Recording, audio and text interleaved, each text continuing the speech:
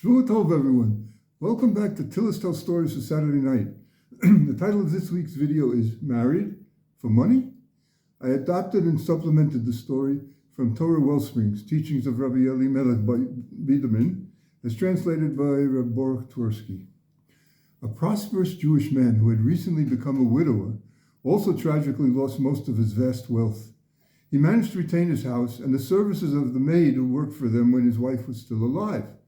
Every week, he and the maid would each buy a lottery ticket, hoping to strike it rich.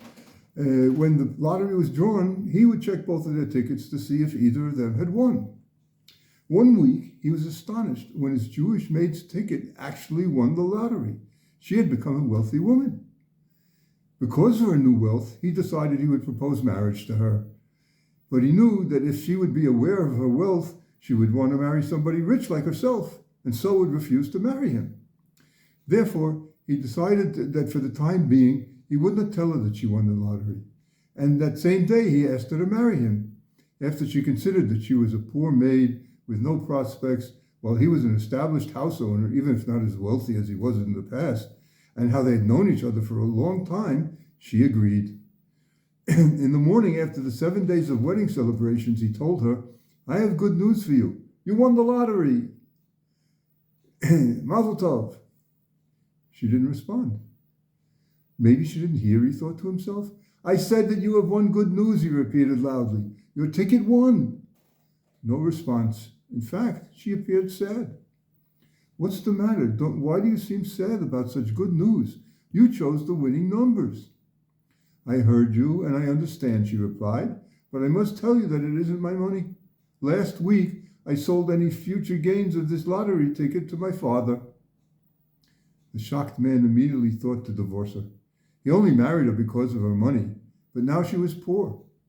How disappointing. He no longer wanted to remain in this marriage. Nevertheless, he did not say anything to her about this right away. Having heard about the wisdom of the Kotzker Rebbe, he decided to visit him and seek his counsel.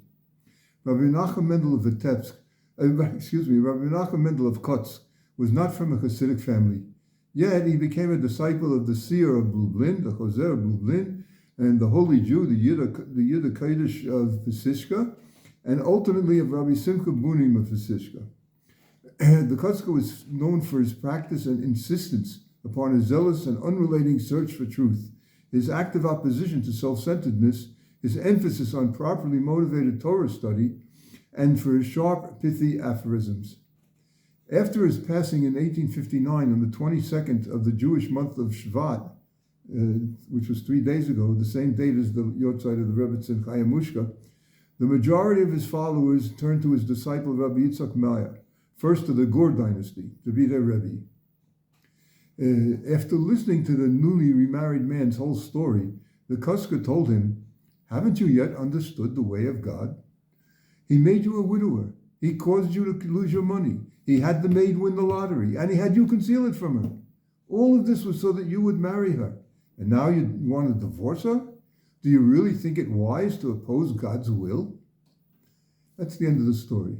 Rabbi Biederman adds that this is a deep lesson in trusting God. When we view the things that happen in our life, we only see half the picture. We only see our point of view and forget that He is behind the scenes, watching and directing from a different dimension. In this story, 4 different events were orchestrated by the Almighty over a period of a year or so, as mentioned in the final paragraph of the story. 1, He made you a widower. 2, He caused you to lose your money. 3, He had the maid win the lottery. And 4, He had you conceal it from her.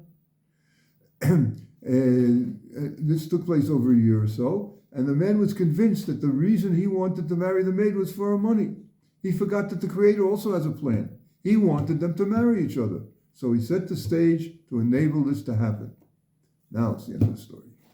Shavua Tov. May all those in need find a smooth path to their soulmate, and may we all integrate the message of the need to trust God Almighty absolutely.